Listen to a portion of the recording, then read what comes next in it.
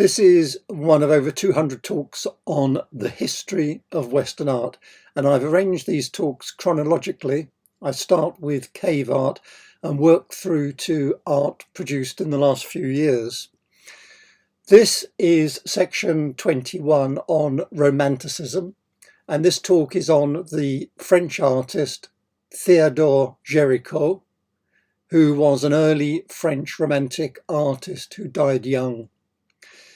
Romantic art took over from neoclassicism, and it focused on emotion, individualism, imagination, and the power of nature. Now, Géricault's career lasted just 15 years, but he produced some of the most original art of the 19th century. His most well-known work is the Raft of the Medusa, which we'll be seeing later, but he's also known for his protracted illness and for his passionate and disastrous love affair with his uncle's wife, who bore his illegitimate son. This self-portrait conveys his brooding intensity and emotional depth. It captures a moment of self-reflection. He's not dressed to paint. His palette hangs unused on the wall below a skull and body parts. Bottom left, a classical sculpture points out of the frame, and this painting embodies the Romantic era's emphasis on emotion, individualism, and the exploration of inner experience. Now, starting at the beginning, he was born in Rouen. He was the son of a lawyer, and as a child was fascinated by horses and sketched them constantly. When he was 17, the family moved to Paris and his mother died, leaving him a substantial fortune. And with the support of his uncle and against his father's wishes, he studied with Carl Vernet, who was a celebrated painter of equestrian scenes and battles, but the two of them fell out. He didn't agree with the way his tutor depicted horses, and he famously remarked, "One of my horses would have devoured 6 of his." Following a brief stay with another artist, he decided to train independently by visiting the old masters in the Louvre, including Rubens, Michelangelo, Titian, Velázquez, and Rembrandt. Yet, even as his technique matured, he was impatient with tradition. He preferred to shock the juries of the Paris Salon rather than do what was expected and earn their approval. He painted this, the Charging Chasseur, and in December received a gold medal at the Salon. He was still very young. He was 21 when he produced it. It might look conventional at first sight, but it's actually subtly original. Many artists of his day depicted horses in movement, which is a difficult exercise, and so it allowed them to demonstrate their technical skills. And since the Middle Ages, there'd been plenty of battle scenes and portraits of people on horseback. But this composition is structured around the horses' movement. The officer seems to be absent-minded, and his distant gaze is far from heroic. And although the smoke-filled sky and low and threatening horizon suggest a war scene, it's a long way from the typical contemporary paintings of famous battles, which were designed to glorify the empire. The following year, he painted the wounded cuirassier. Instead of glorifying heroism and victory, he's depicting a lone, anonymous French cavalry soldier retreating from a battlefield on a nervous horse. The cuirassier was an armoured cavalryman, and he looks here weary. He's using his sword as a sort of makeshift crutch. His horse has an anxious stand, uneasy footing, and the muted colour palette and volatile sky further add to the painting's atmosphere of sadness and despair, reflecting the disillusionment at the time following France's disastrous campaign in Russia. Géricault's biographer, Charles Clément, described the shift between the two military paintings. In the previous painting, we saw success was still in the air, while in this one, 1814, everyone knew by then they were facing defeat. Hearts were full of fear and terror.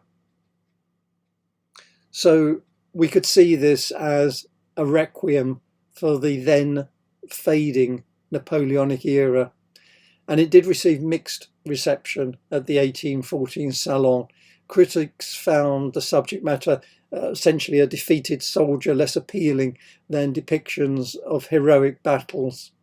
Yet it, nevertheless, looking back from today, it stands as a pivotal work on his artistic journey. This work is worth showing you.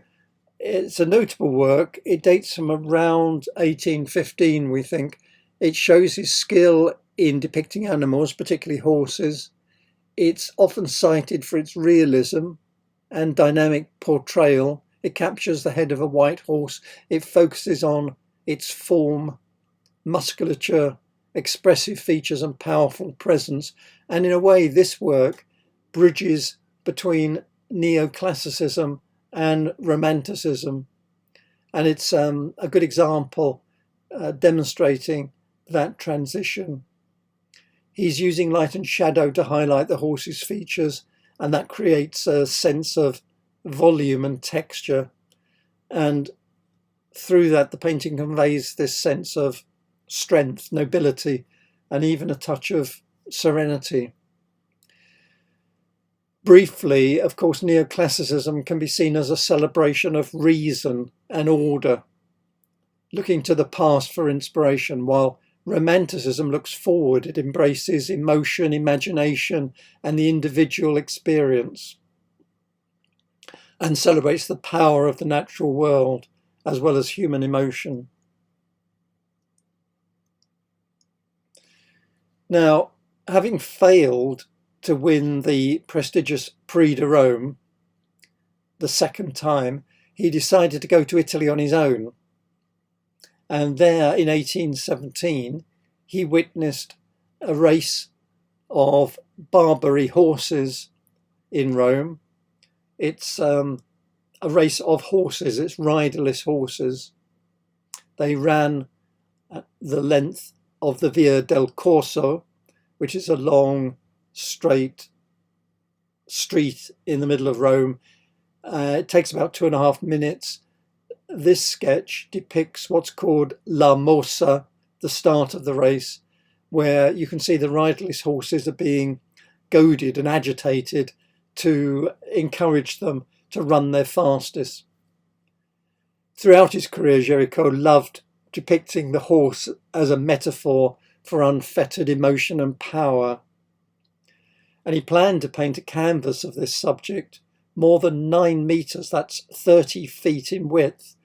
And he completed 20 small oil studies, but he then decided to abandon the project.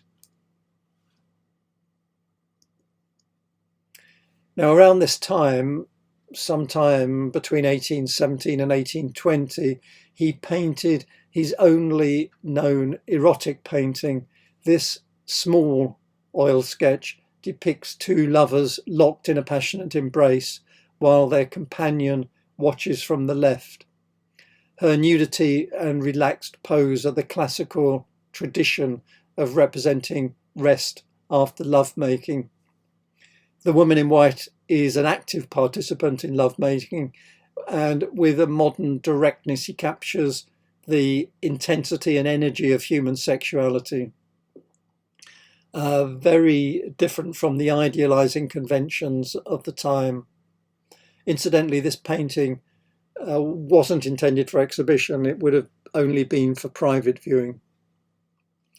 And it was in 1817 that he had an affair with the young wife of his uncle, Caruel de Saint-Martin, and this was the same uncle that encouraged him in art despite his father's disapproval.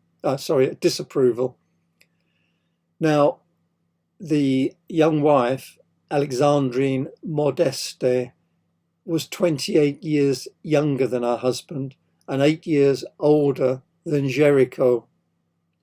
And this affair resulted in the birth of their son, Georges Hippolyte, in August 1818. And when his uncle found out, he stopped all support for Géricault and rejected a series of paintings that he had commissioned. The affair and its consequences had profound impact on Géricault. He reportedly never saw Alexandrine or his son again, and the emotional turmoil this caused, coupled with other struggles in his life, contributed to a period of sadness and possibly even mental health issues.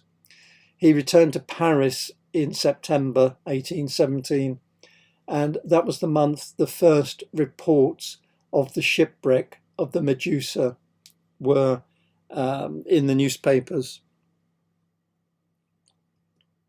And this is the painting I mentioned earlier, the Raft of the Medusa, his most famous painting. It's an enormous canvas, nearly 5 meters wide, high by over 7 meters wide. It became an iconic work of French Romanticism. It's unusual. He began work on it without having been commissioned. It's a history painting, but of course it's based on a recent event rather than a noble historical subject. The figures in the scene are not mythological heroes or brave warriors. They're victims of a shipwreck, forced to resort to cannibalism to survive. And Géricault has chosen the bleakest moment when they saw a ship disappearing into the distance. It was actually the ship that would eventually rescue them, but at this point they are trying to attract the attention of the ship which is sailing away from them. It was exhibited in 1819. Now, after the fall of the First Empire in 1815, the Bourbon kings returned to power. And this depiction of the shipwreck is actually discrediting the newly restored monarchy and the regime that was set up as a result of that. The captain of the Medusa had obtained his commission, his position, on the strength of his connections with powerful people rather than his competence. In fact, he hadn't sailed at all in the past 20 years. And on top of that, he ignored all advice. And eventually the ship ran aground. The life rafts didn't hold the 250 crew, so he left 147 of his crew to drift on a makeshift raft. The survivors endured 13 days of hardship, including starvation, dehydration, and cannibalism before they were rescued, and only 15 survivors remained. Accounts of the whole event, the tragedy, are harrowing, and I have no wish to abbreviate or simplify the long drawn-out horror on board the raft, but the full story has been told, but it would be a complete talk in itself. So I recommend you read a blog by Angus Dewar, referenced in my notes, or Google Angus, Aengus, Dewar Medusa. The painting is notable for its focus on ordinary rather than heroic figures, and for its depiction of a recent historical event. rather than in a typical painting of this type, it would be a classical or mythological subject or some heroic military event of the past. This work is considered a seminal work of French Romanticism in the way that it emphasizes emotion, strong emotions, individualism, and the power of nature. And as I said, it was also seen by critics at the time as a criticism of the restored Bourbon monarchy because of the captain's incompetence and the suffering of the survivors, which was widely reported. So it's a political comment when at a time when former revolutionaries from the First Empire were being rooted out of society, including competent people, competent captains. They were being fired from their jobs and were unable to find work. Now, this is the Epsom Downs Derby in Surrey, England, and Géricault visited London twice in the early 1820s. He came to London to exhibit the Raft of the Medusa, and although it received mixed critical reactions in Paris, in London it was a complete success. It was displayed in the Egyptian Hall in Piccadilly. It received 50,000 visitors, and he earned some 17,000 to 20,000 francs. His second longer visit allowed him to further immerse himself in London life and culture, particularly the world of horses. And as I said, this is the Epsom Derby. It's notable for its dynamic portrayal of horses in motion. It was influenced by English sporting prints of the time and captures the energy and speed of a horse race.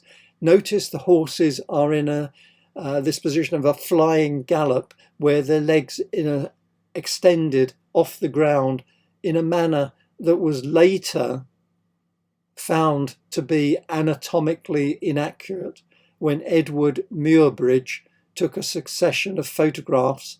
That wasn't till 1878, and those photographs showed that there is in fact always a leg in contact with the ground when a horse gallops. Géricault was deeply affected by London. He witnessed the stark realities of urban poverty and social inequality, and this found expression in his series of powerful lithographs depicting scenes of daily life. It's known as the English series, and I'm just showing you one. Pity the sorrows of a poor old man whose trembling limbs have borne him to your door. He focused on the working class and those living in destitution rather than the famous sights and upper classes. They aren't sentimental observations, they're matter-of-fact reporting and show what he saw as the dilemma of urbanisation. The series was successfully marketed to the English public, later copied and reissued in France. Now, in London, he made a notable choice of lodgings. He stayed in the neighbourhood off the beaten path near Cato Street, which is in Soho, and was close to the site of what's known as the Cato Street conspiracy, which was a plot to murder all the British cabinet ministers in 1820. And the plotters were subsequently caught and executed, and we believe that Géricault witnessed the executions firsthand and potentially depicted them in his art. So we believe that this drawing called Le Supplice, or the torture or torment, also called a scene of a hanging in London, shows the last minutes of the Cato Street conspirators being publicly hanged in 1820. We believe he sketched from a window overlooking the scaffold, capturing moments before and during the execution of the plotters. And the sketches he did show figures in various states of preparation for their deaths, with one prominent unhooded figure likely representing Arthur Thistlewood, who was one of the leaders of the conspiracy, his eyes fixed out on us, the viewer. And the execution, the May the 1st execution, highlighted the barbaric nature of the legal system that these men sought to overthrow. I'm now going to show you a series of pictures produced between 1822 and 23. Now, Géricault, who remember had inherited money from his mother, invested it badly, suffered serious financial losses, and had to paint work to make money. And one unusual commission is this series of paintings I'm going to show you.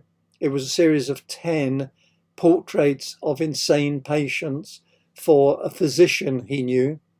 And this is Portrait of a Kleptomaniac, part of that series. It was unprecedented. It's an attempt to treat people who were classified as, quote, mad or insane as individuals, give them each a person a direct, dignified, almost scientific scrutiny. And the project was associated with the emerging psychiatric discourse in France, which challenged Enlightenment ideas, namely that madness was a purely individual failing, deserving only punishment or ridicule.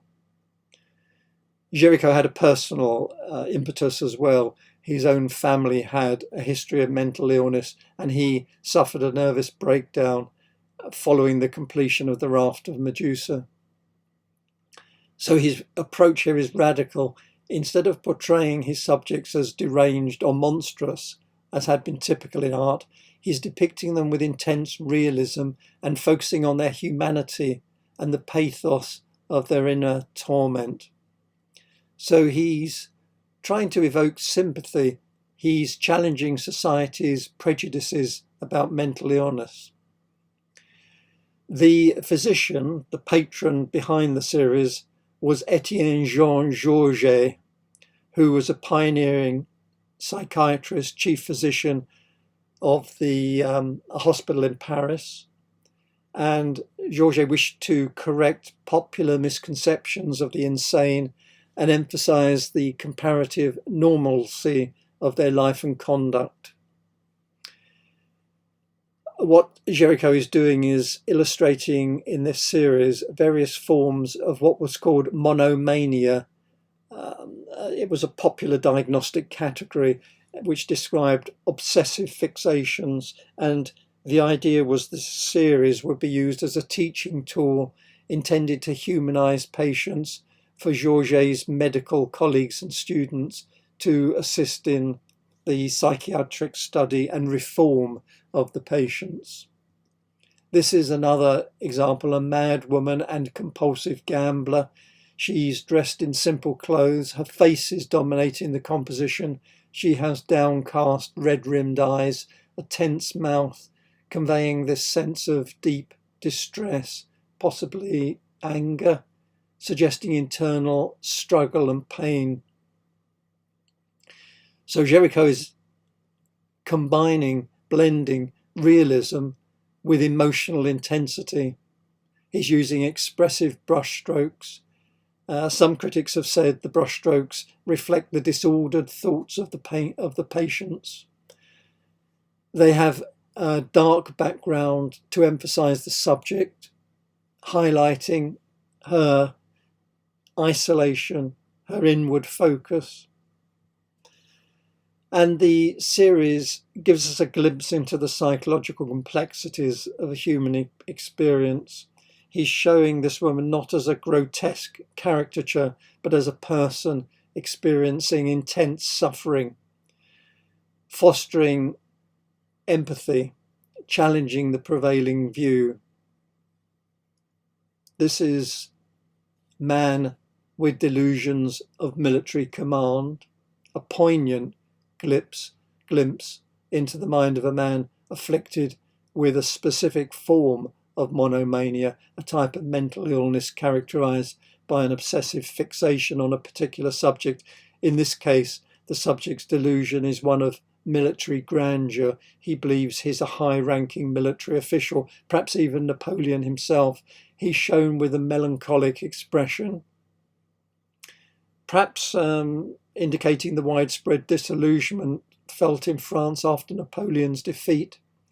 He's wearing a military medal, but the dullness and the improvised string shows the illusory nature of his grandeur. His tasseled hat and cloak further emphasize his belief in his military importance. The muted colour palette, the shadowy background create this sombre atmosphere and again highlight his isolation and the internal struggles he faces. We believe it was executed quickly, possibly in a single sitting, to capture the raw emotion and psychological depth. Despite the origins in the study of mental illness, the painting transcends a purely clinical purpose and offers us a sympathetic and insightful portrayal of a man living within the confines of his own delusions, and reflects, of course, a growing romantic interest in the human psyche and the individual experience. This is The Monomaniac of Child Theft, a disturbing yet insightful portrayal of a man suffering from monomania. In this case, the monomania is focused on the impulse to steal children. Now, in modern terms, it's easy to think of him as a paedophile, but this category wasn't recognised specifically at the time, and child theft was motivated by many things: poverty, kidnapping, taking the child's clothes to sell them, or possibly assuming a motherly or fatherly role with the abducted child being treated as one's own. We see here an older man in a half-length portrait against a dark, undefined background, emphasising again the sombre and melancholic atmosphere. He's wearing a dark brown coat, matching hat, conveying perhaps an attempt at respectability despite his condition. His face is partly veiled. It's etched with lines suggesting age and worry. The most striking aspect, I think, is the man's expression, his eyes, though partly obscured. I think the emotions are fear, sadness, possibly even desperation or despair. He looks desolate, isolated in the darkness, his eyes wandering off to the side.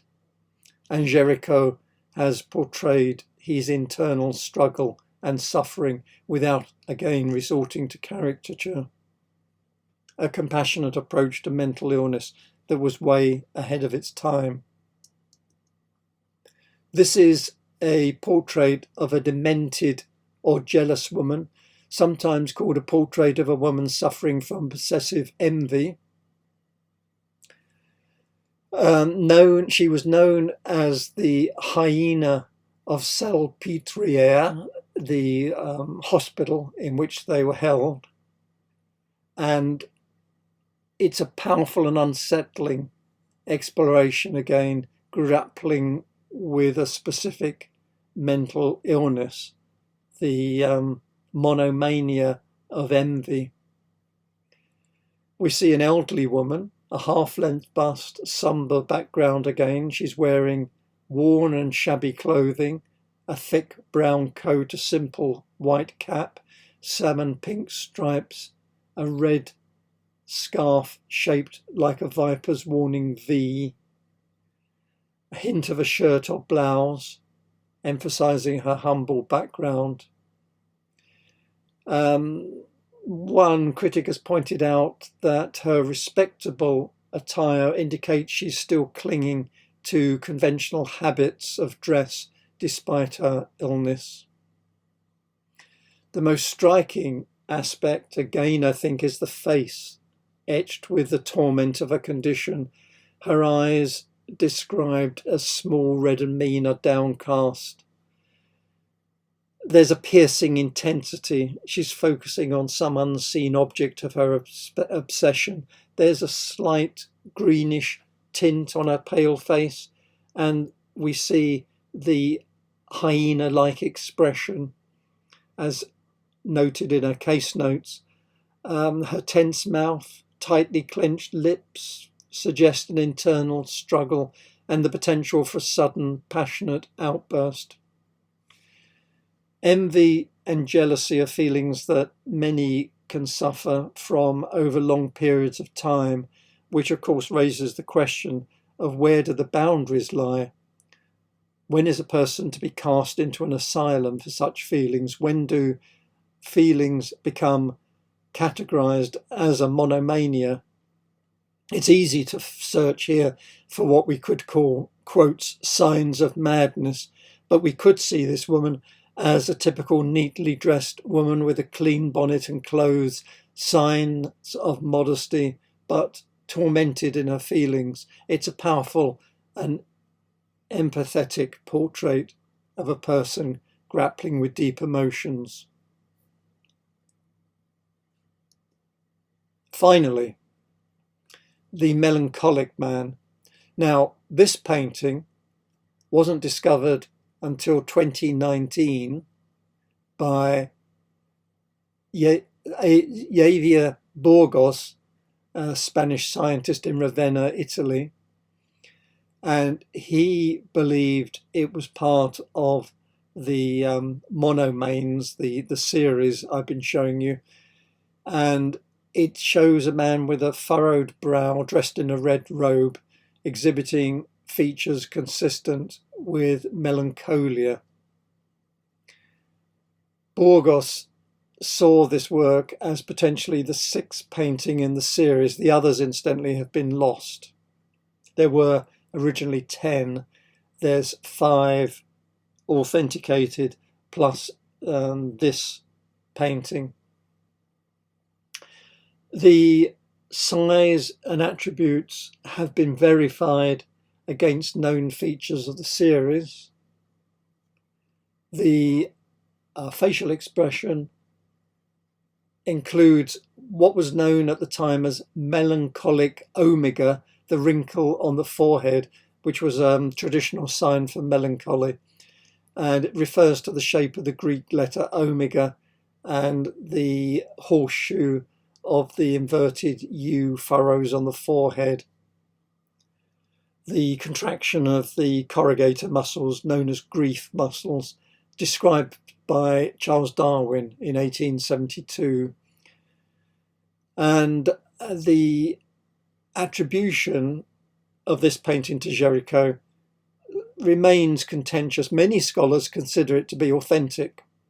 Some ask for more conclusive evidence, highlighting there are certain stylistic and certainly provenance uncertainties.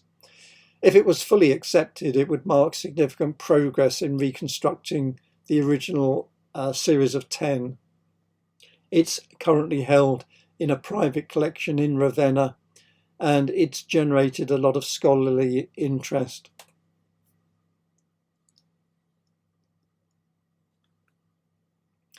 The following year, in 1823, Géricault's illness returned.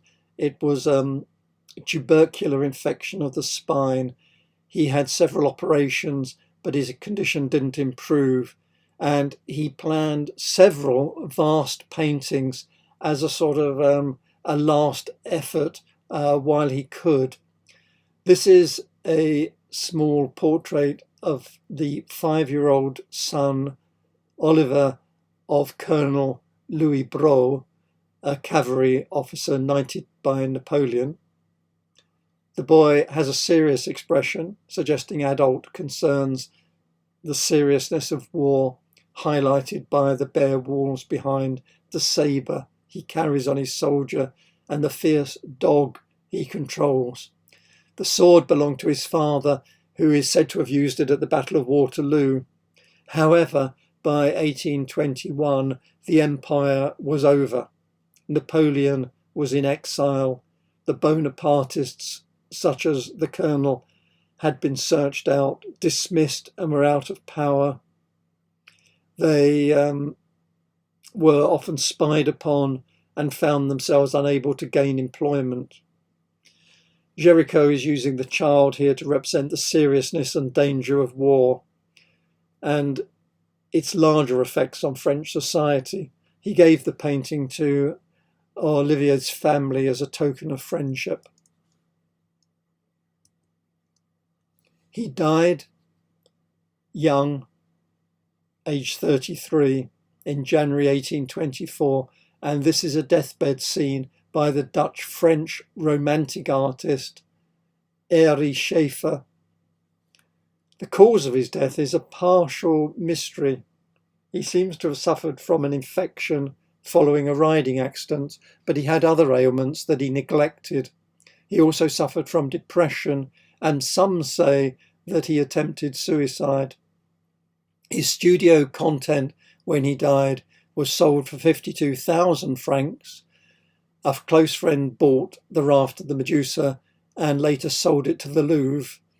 And Géricault's will left his estate to his father, but his father passed the estate to Géricault's illegitimate son, Georges Hippolyte, and his son was then aged 5.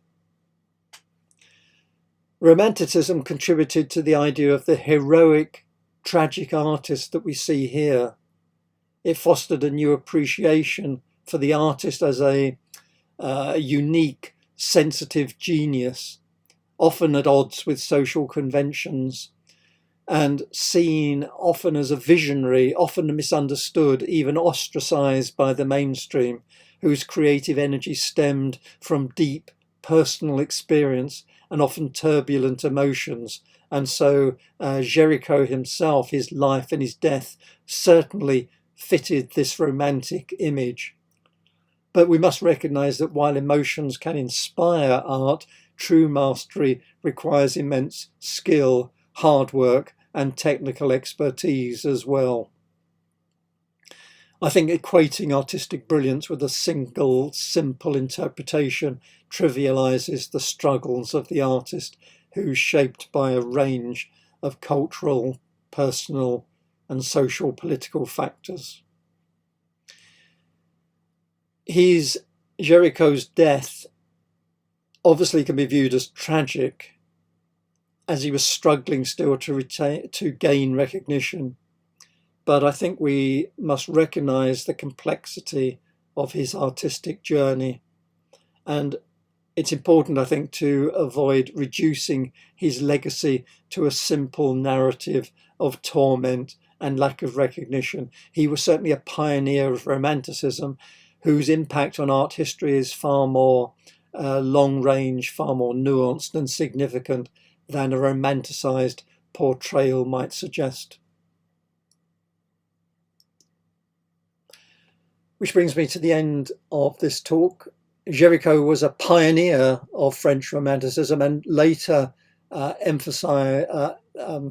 influenced artists like Delacroix, who I will cover in my talk next week. In fact, Delacroix is here in this painting.